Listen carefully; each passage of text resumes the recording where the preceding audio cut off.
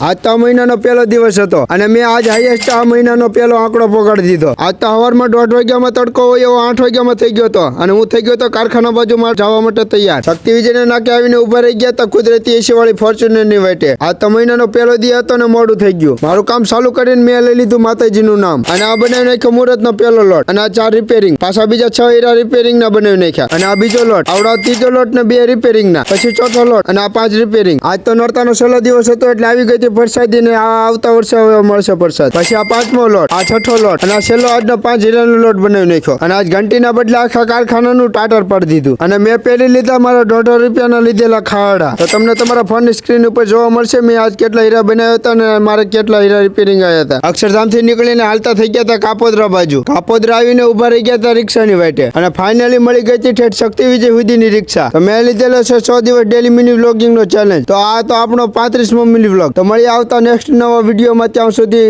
Bye bye.